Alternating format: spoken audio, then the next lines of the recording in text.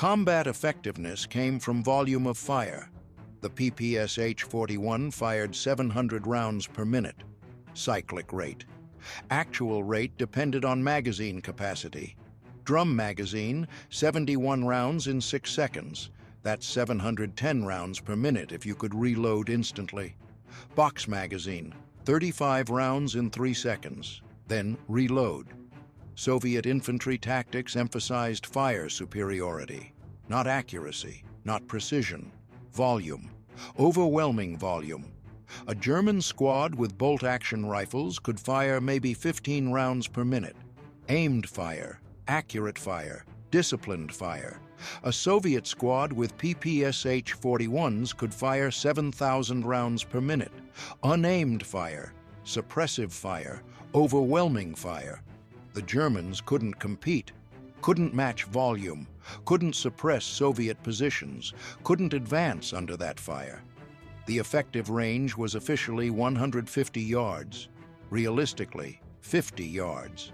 The 9mm round lost energy at distance. The simple sights made aiming difficult beyond close range.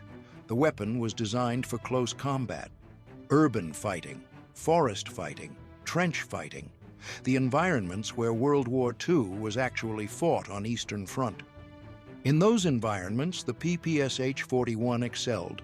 Short bursts at close range, 3 to 5 round bursts. Controlled fire. The weapon was controllable despite high rate of fire. The weight absorbed recoil. The stock provided stability. The simple sights allowed point shooting. Soldiers learned to fire from the hip, to sweep fire across targets, to suppress entire areas without aiming. That's how Soviet infantry fought. That's how they won. Through volume, through aggression, through weapons that enabled their tactics. The PPSh-41 enabled those tactics, enabled Soviet offensive operations, enabled victory, eventually. Stalingrad, November 3rd, 1942. Temperature, 28 degrees Fahrenheit. Freezing, but not frozen. Not yet. The cold that kills comes later. Senior Sergeant Yakov Pavlov crouches in the basement of a 4-story apartment building. The building will become famous. Pavlov's house, held for 58 days against constant German attacks. But today is day 1. Today, Pavlov has 24 men, limited ammunition, no support, and orders to hold this building no matter what.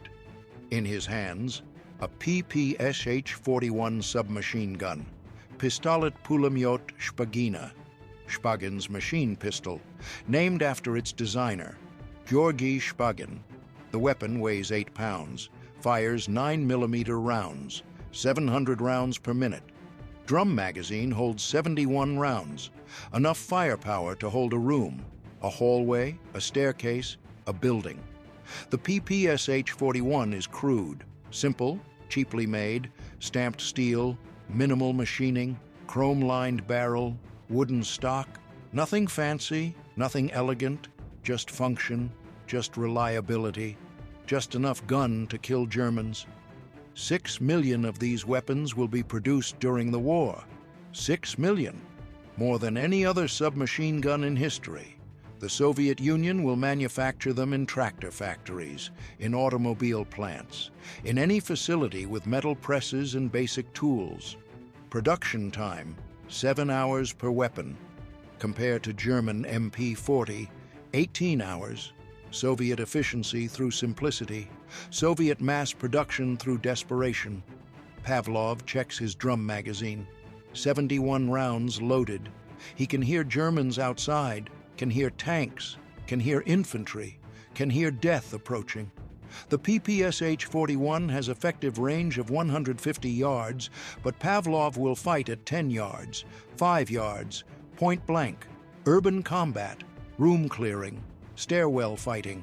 The weapon excels at close range, excels at volume of fire, excels at keeping enemies suppressed while you reload, excels at survival. Pavlov will hold this building for 58 days. We'll kill hundreds of Germans. We'll become hero of the Soviet Union. We'll survive the war. The PPSh-41 will help him do all of that. Not because it's sophisticated, because it works, because it never stops working, because Soviet engineers built a weapon that soldiers could trust, could maintain, could use without training, could fire without failure. The weapon that held Stalingrad, the weapon that armed 6 million Soviet soldiers, the weapon that Germans feared and captured and used themselves. The PPSh-41, the submachine gun that won the Eastern Front. By 1941, the Soviet Union faces catastrophic military situation. Operation Barbarossa, German invasion, 3 million German soldiers, 3,000 tanks, 2,000 aircraft. The largest military invasion in history. Soviet forces collapse, millions captured, millions killed, equipment destroyed, factories overrun. The Red Army needs weapons, needs them immediately, needs them in quantities that seem impossible. The problem? Soviet small arms production can't meet demand. The Mosin Nagant rifle takes 12 hours to manufacture. The SVT-40 semi-automatic rifle takes 24 hours. Production capacity can't scale fast enough, can't replace losses, can't arm new recruits. The Soviet Union needs simpler weapons, faster production, lower cost, higher volume. Enter Georgy Shpagin, weapons designer, engineer, pragmatist. He'd worked on the PPD-40 submachine gun, earlier Soviet design. Effective but expensive, required skilled machinists, required precise tolerances, required time Soviet factories didn't have. Shpagin proposed radical simplification, eliminate machining where possible, use stamped metal, use welding instead of milling, use chrome-lined barrels for durability without precision manufacturing, use simple blowback mechanism, use existing ammunition, use everything Soviet industry could mass produce. His proposal went to Stalin. December 1940, Stalin approved, ordered immediate production, ordered millions of units, ordered whatever it took to arm the Red Army. The PPSh-41 designation came from the adoption year, 1941. The weapon entered service February 1941, 3 months before Germany invaded. Perfect timing, barely. The first production run, 15,000 units, then 50,000, then hundreds of thousands, then millions.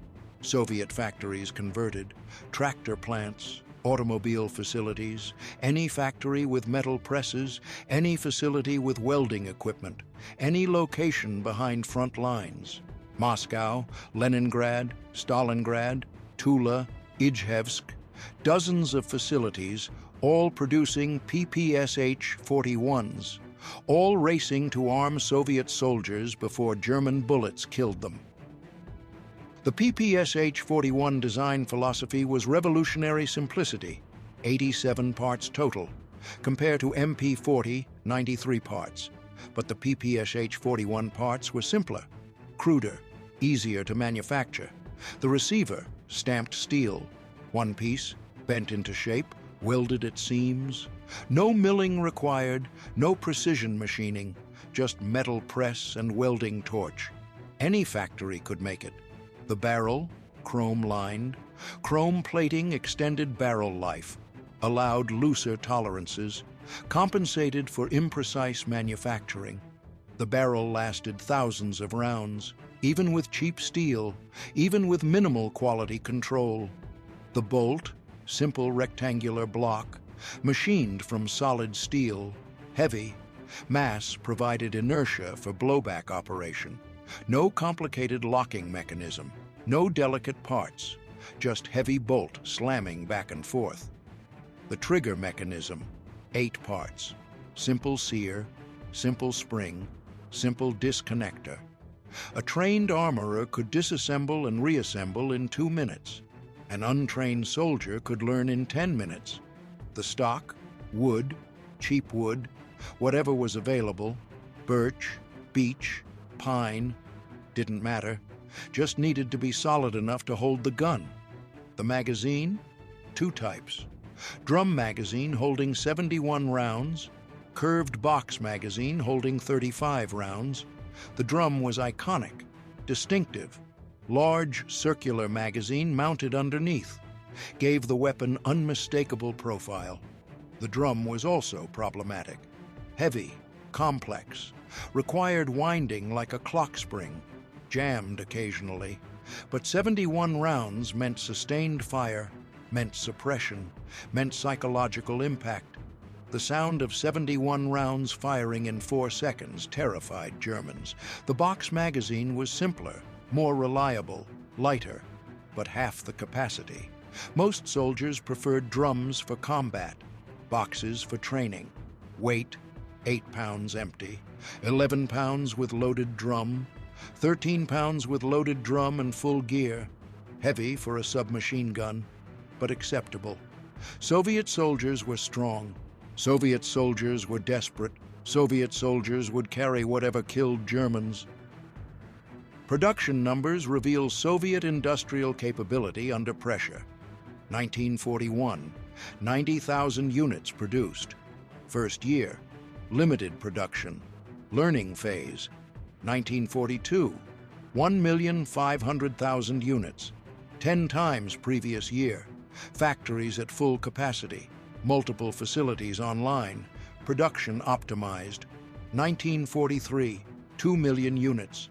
Peak production year, every available factory producing. Quality control minimal, quantity maximized.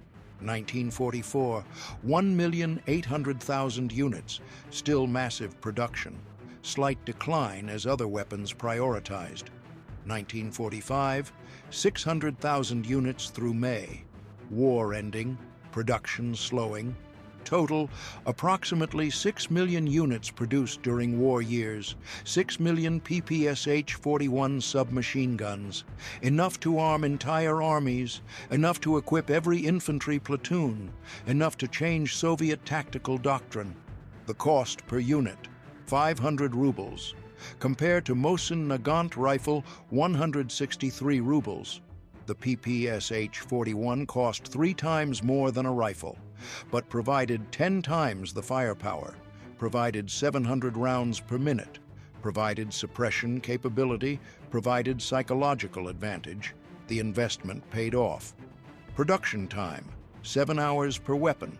From raw materials to finished gun, 7 hours. Soviet factories achieved this through extreme specialization. One worker stamped receivers. One worker welded seams. One worker installed barrels. One worker assembled bolts. Assembly line production. Each worker repeated one task. All day, every day. Efficiency through repetition, quality through practice, volume through dedication. The workers were often women. Men were fighting. Women built weapons, built them fast, built them well enough, built them in quantities that overwhelmed German forces. The 71-round drum magazine defined the PPSh-41's character. The drum measured 9 inches diameter, 2 inches thick, weighed 2 pounds empty, 4 pounds loaded. The mechanism was clockwork, literal clockwork. A spring-loaded mechanism wound like a watch. The soldier inserted rounds through loading gate, one at a time, 71 times. Each insertion compressed the spring slightly. After 71 rounds, the spring was fully compressed, ready to feed. To use, insert drum into weapon, lock in place. The spring pressure fed rounds into the action. The bolt cycled, the weapon fired. 700 rounds per minute meant the drum emptied in 6 seconds.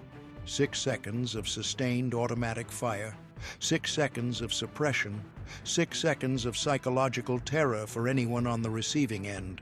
The drum's advantages: high capacity, sustained fire, intimidation factor. The drum's disadvantages: weight, complexity, reliability issues. The spring weakened over time, lost tension, failed to feed. The mechanism jammed if dirty, if frozen, if damaged, Soviet soldiers learned to carry multiple drums, 2 drums minimum, 3 preferred, 4 if possible. Each drum weighed 4 pounds loaded, 12 pounds of ammunition, plus the weapon, plus other equipment. Soviet infantry carried heavy loads. The alternative magazine was box type, 35 rounds, curved, simple spring, lighter, more reliable, less impressive. The box magazine worked better in cold weather, worked better in mud, worked better when maintenance was impossible. But 35 rounds meant frequent reloading, meant less suppression, meant less psychological impact. Most soldiers used drums for combat, saved boxes for emergencies. Stalingrad proved the PPSh-41's value. September 1942 through February 1943. 5 months of urban combat, building to building, room to room, staircase to staircase. The perfect environment for submachine guns, the worst environment for rifles.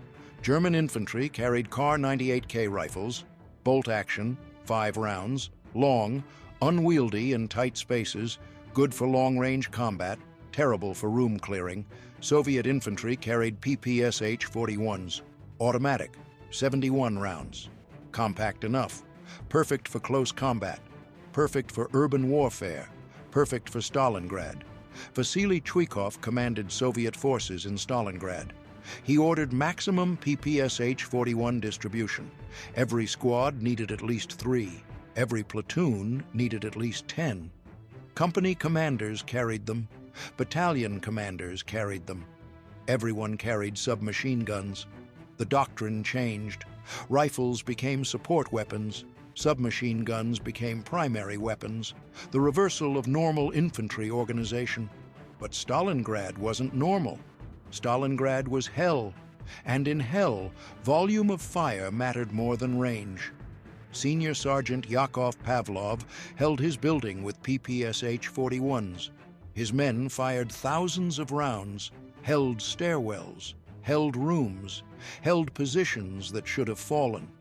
The Germans couldn't advance against that fire, couldn't suppress Soviet positions, couldn't clear rooms without taking casualties.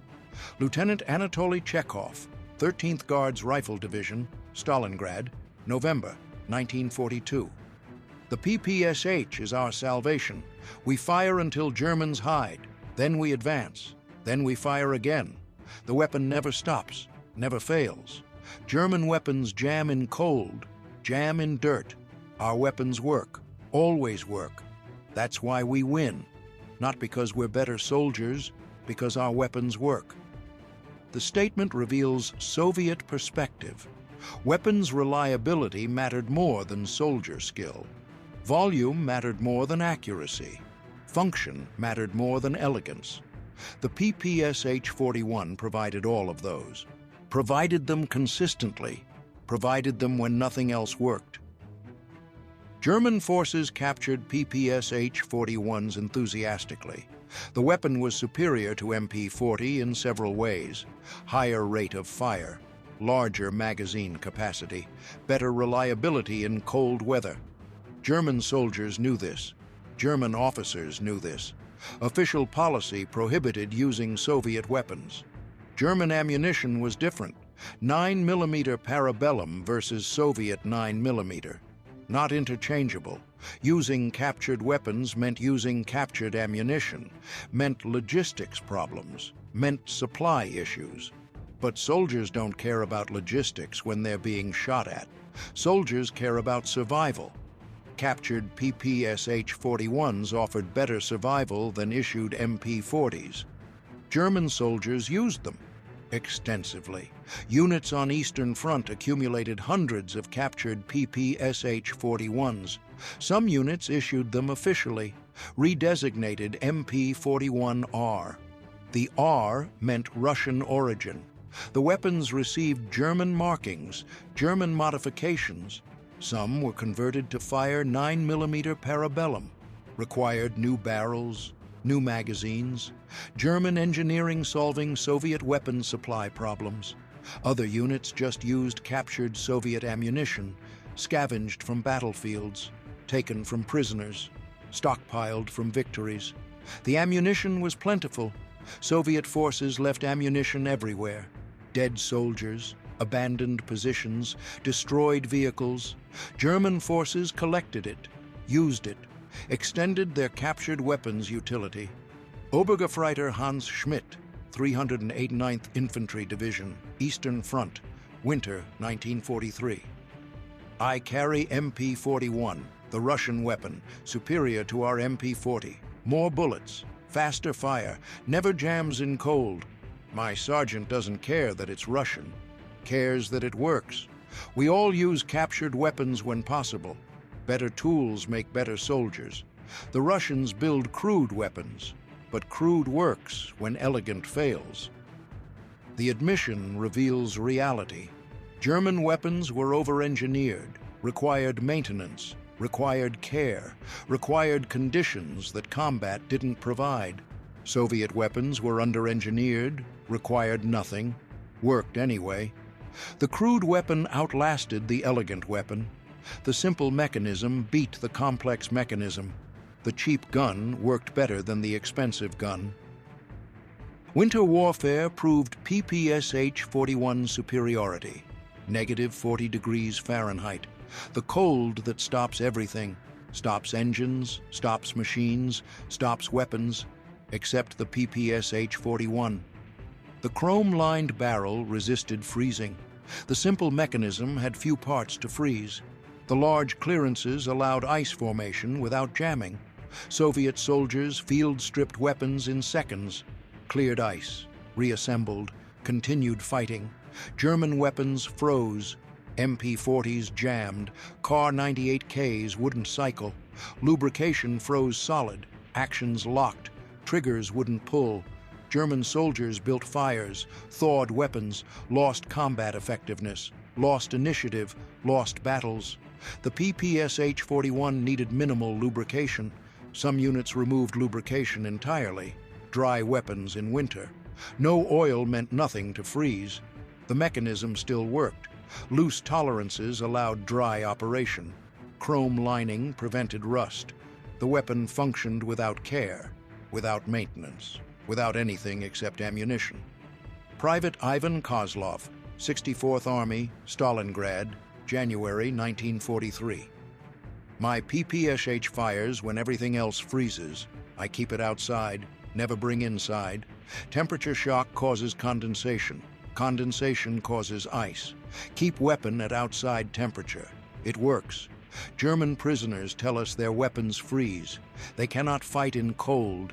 We fight in cold. Our weapons work in cold. That is difference. That is why we win. The testimony reveals Soviet adaptation. The soldiers understood their weapons, understood limitations, understood advantages, worked within those parameters.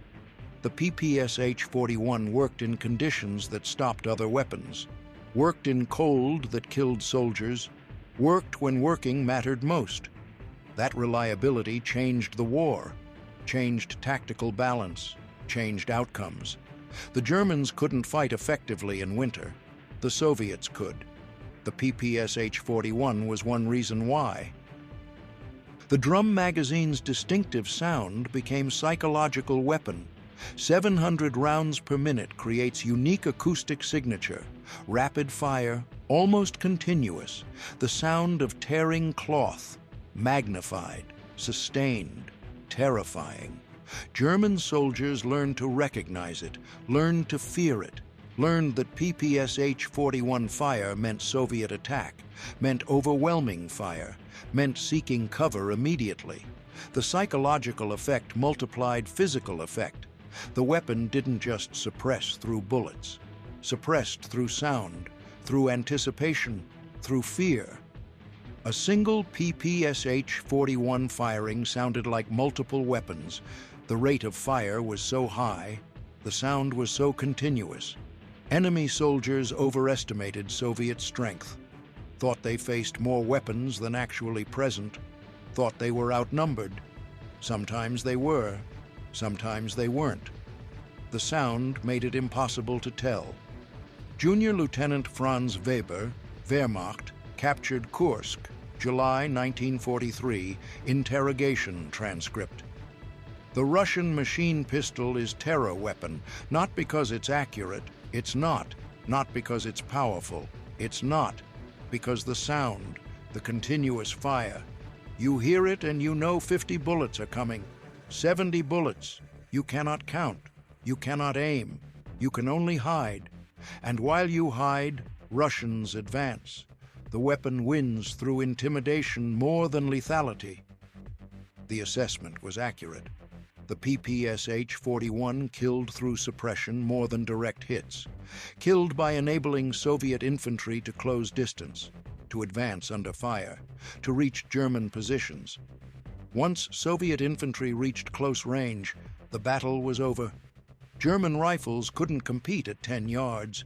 German machine guns couldn't traverse fast enough. German soldiers couldn't reload fast enough.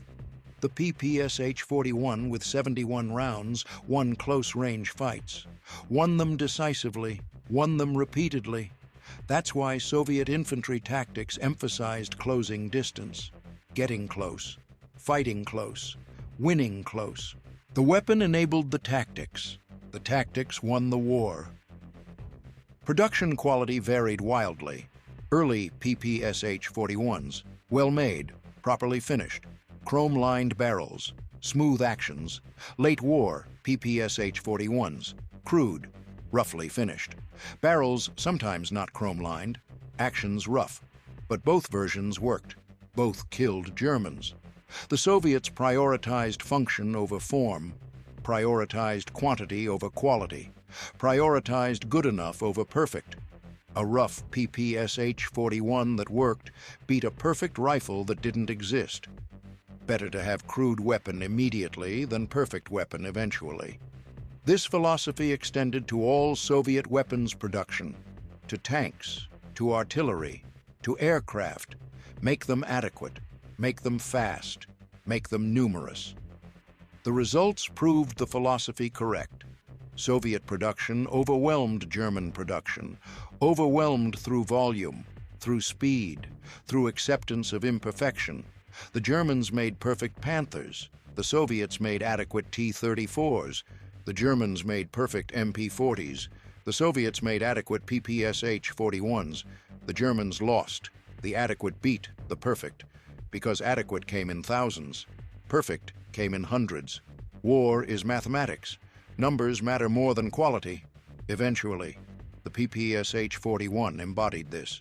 6 million adequate weapons beat 1 million perfect weapons. 6 million crude submachine guns armed Soviet victory, armed offensives, armed the push to Berlin. Crude weapons in enormous quantities carried the Red Army west, carried them to Germany, carried them to victory. Perfect would have been better. Perfect would have been slower. Perfect would have lost. Adequate won.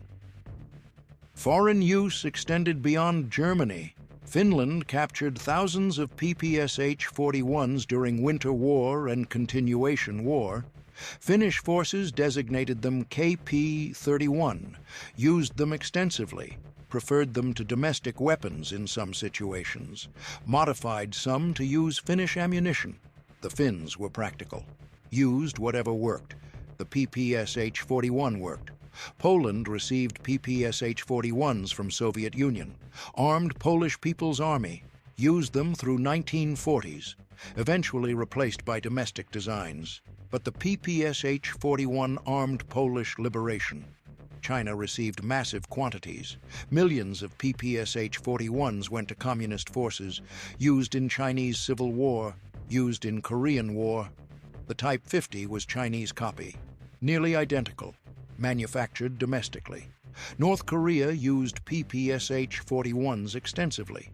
Korean War photos show North Korean and Chinese forces carrying them. The weapon became symbol of communist forces. Vietnam received PPSh-41s from China and Soviet Union.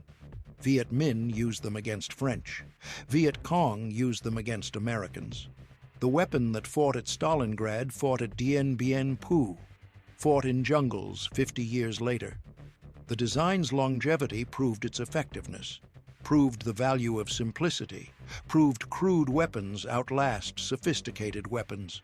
The PPSh-41 fought in every communist conflict from 1941 through 1970s. 30 years of continuous service in every climate, every terrain, every condition. And it worked, always worked. That's the ultimate endorsement, not from engineers, not from generals, from soldiers who used it, who trusted it, who survived because it functioned when everything else failed. American forces encountered PPSh-41s rarely. Eastern and Western fronts remained separate, but intelligence services studied captured examples.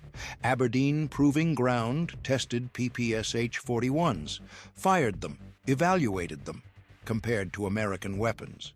The assessment was mixed. Positive aspects: high rate of fire, large magazine capacity, simple construction, reliable operation, easy maintenance. Negative aspects: poor accuracy beyond 50 yards, heavy weight, crude finish, limited range, inferior to Thompson's submachine gun in accuracy, inferior to M1 carbine in range, superior to both in rate of fire, superior to both in magazine capacity. The American conclusion: interesting design, not suitable for American adoption. American soldiers expected higher quality, expected better finish, expected weapons that looked professional. The PPSh-41 looked crude, looked cheap, looked improvised. American military culture valued quality over quantity, valued precision over volume, valued elegance over function, the opposite of Soviet philosophy. Both philosophies worked, for different reasons, in different ways. American weapons were better individual weapons. Soviet weapons were better mass weapons.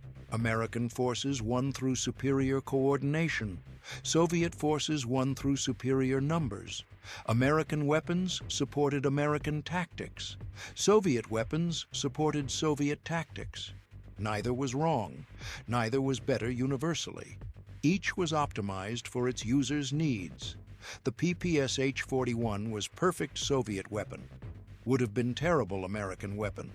The Thompson was perfect American weapon. Would have been terrible Soviet weapon. Context matters. Philosophy matters. Understanding your needs matters more than copying enemies. Post-war service continued for decades. Soviet Union kept PPSh-41 in service through 1950s, gradually replaced by AK-47, but remained in reserve stocks, remained in training units, remained available. Warsaw Pact nations used PPSh-41s through 1960s. Poland, Czechoslovakia, East Germany, Hungary, Romania, Bulgaria. All had stockpiles. All issued them to security forces, to police, to reserves. The weapon transitioned from military to paramilitary use, from front line to second line, from combat to guard duty, but still in use, still functional, still reliable.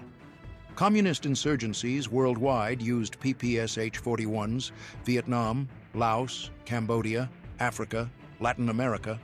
Wherever Soviet influence extended, PPSh-41s appeared, supplied by Soviet Union, supplied by China, supplied by sympathetic nations. The weapon became symbol of resistance, symbol of communist support, symbol of Soviet influence. African conflicts in 1960s and 70s featured PPSh-41s. Angolan Civil War, Mozambique, Rhodesia. Fighters carried weapons made 30 years earlier, made in Soviet Union, made for different war, still functional, still deadly, still relevant. The last combat use was probably in 1990s. Yugoslav wars. Some forces used old Soviet weapons. PPSh-41s appeared occasionally, 50 years after production ended, still working, still killing, still proving that crude simplicity outlasts sophisticated complexity. That's the PPSh-41 legacy. Not the highest quality weapon, Not the most accurate, not the most elegant, but the weapon that worked, everywhere, always, for everyone who needed simple, reliable firearm that required nothing except ammunition. Battlefield recovery stories reveal weapons' reputation. German units actively searched for PPSh-41s, preferred them over issued weapons. Units competed for captured examples. Soldiers traded for them, offered cigarettes, food, alcohol, anything for PPSh-41. The black market value exceeded official weapons. Underground trade in captured Soviet weapons thrived. Officers looked away, understood the weapon's value, understood soldier preference, allowed unofficial adoption. Soviet forces had opposite problem. Too many PPSh-41s, more weapons than soldiers sometimes. Production exceeded demand occasionally. Stockpiles accumulated.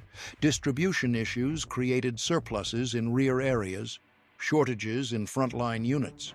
Soviet logistics was chaotic, but eventually weapons reached soldiers. Eventually, everyone who needed PPSh-41 received one. The surplus created interesting situations. Some soldiers carried 2 PPSh-41s, one with drum, one with box magazine, switch weapons instead of reloading, 12 pounds of weapons, but continuous fire. Some squads armed entirely with PPSh-41s. No rifles, no machine guns, just submachine guns. All automatic, all high capacity, overwhelming close-range firepower. German forces feared these squads, called them storm groups, recognized the drum magazines, recognized the threat, engaged at long range, avoided close combat. The storm groups forced tactical changes, forced Germans to fight at range, forced defensive fighting, forced giving ground. Small tactical changes that accumulated. That shifted initiative. That enabled Soviet offensives. The weapon that won battles. The weapon that won the war. Through volume, through reliability, through being good enough. Everywhere. Always. Manufacturing process revealed Soviet industrial capability. A factory converted from automobile production to PPSh-41 production in 6 weeks. 6 weeks from cars to guns. The process required minimal retooling. Stamping equipment transferred easily. Metal presses worked for both. Welding equipment identical. The workers required minimal training. 1 week, maybe 2. Then production. Full production.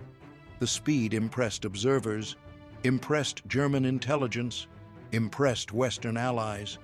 The Soviets could convert industry faster than anyone expected, could produce weapons faster than anyone believed, could arm millions while fighting millions.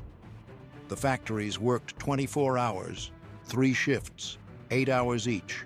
No breaks, no holidays, no rest. War production, total production. Everything for the front. Workers were often teenagers, too young for combat, old enough for factory work. They worked 12-hour shifts sometimes, 16-hour shifts occasionally, slept in factories, ate in factories, lived for production. Women dominated workforce. Men fought. Women built weapons, built them efficiently, built them constantly, built 6 million PPSh-41s, built thousands of tanks, built tens of thousands of artillery pieces. Soviet women won the war through production, through dedication, through sacrifice. The PPSh-41 production line employed approximately 3,000 workers per factory, 5 major factories, 15,000 workers making PPSh-41s, plus component suppliers, plus support staff. Perhaps 50,000 people involved in PPSh-41 production. Those 50,000 people armed millions, armed victory, armed the Red Army's advance. Their work mattered, their sacrifice mattered. Their weapons won the Eastern Front. The weapons' weaknesses were accepted trade-offs. Accuracy beyond 50 yards, poor. But Soviet tactics emphasized close combat. didn't need long-range accuracy. Weight, heavy at 11 pounds loaded, but Soviet soldiers were strong, could carry the weight. Crude finish, rough edges, sharp corners, poor aesthetics. But appearance doesn't kill enemies. Function kills enemies. Magazine reliability, drums jammed occasionally, but carry multiple drums. Redundancy compensates. Limited penetration. 9mm rounds didn't penetrate cover well, but volume compensates. 71 rounds find gaps. High ammunition consumption, 71 rounds empty fast. But Soviet logistics provided ammunition.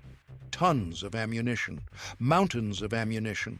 Every weakness had counter, every limitation had solution, every problem had answer. The Soviets designed around limitations, designed tactics for weapon, designed logistics for weapon, designed doctrine for weapon. The complete system worked. The weapon alone had flaws. The weapon in Soviet system had none. That's systems thinking. That's understanding war isn't about individual components. War is about complete system, about tactics, plus weapons, plus logistics, plus training, plus doctrine. The Germans had better individual weapons. The Soviets had better weapon systems, better integration, better support, better understanding of how pieces fit together. The PPSh-41 fit perfectly into Soviet system, fit Soviet tactics, fit Soviet industry, fit Soviet logistics, fit Soviet doctrine. A weapon designed for its users, for their strengths, for their capabilities, for their needs. That's why it won. Not because it was best weapon objectively, because it was best weapon for its users specifically. Victory Parade, Red Square, Moscow, June 24, 1945. Soviet soldiers march with PPSh-41s, thousands of submachine guns, carried by guards regiments, by elite units, by heroes. The weapon that won the war, displayed proudly. Marshal Georgy Shpagin reviewed the troops, saw the PPSh-41s, saw the weapon that armed his victories, from Moscow to Berlin, from defense to offense, from desperate holding actions to triumphant advances. The PPSh-41 was there, always there, in soldiers' hands, in factory workers' dedication, in 6 million units of crude, reliable firepower. Joseph Stalin watched the parade, saw the weapons, saw the victory. The PPSh-41 represented Soviet achievement, industrial achievement, design achievement, tactical achievement, philosophical achievement, the achievement of accepting good enough, of prioritizing volume over perfection, of winning through adequate weapons in enormous quantities. That philosophy won the war. That philosophy armed victory. That philosophy proved sometimes crude works better than elegant, sometimes simple beats complex. Sometimes 6 million adequate weapons defeat 1 million perfect weapons. The parade marchers carried weapons that had seen combat, weapons covered in scratches, dents, wear, evidence of use, evidence of survival, evidence of reliability. Those scratches told stories.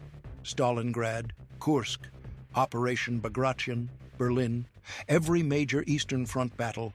The PPSh-41 was there, in soldiers' hands, firing, working, winning. The weapon didn't win alone. Soldiers won, tactics won, logistics won, doctrine won. But the weapon enabled all of those, enabled Soviet soldiers to fight effectively, enabled Soviet tactics to work, enabled Soviet logistics to support, enabled Soviet doctrine to succeed.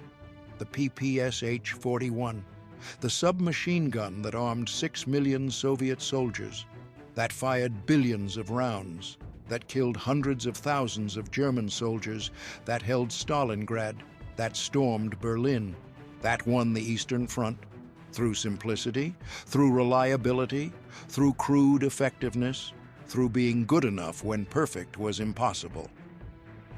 The weapon sits in museums now, preserved, displayed. explained to visitors who never heard automatic fire, never felt recoil, never held 8 pounds of steel that meant survival.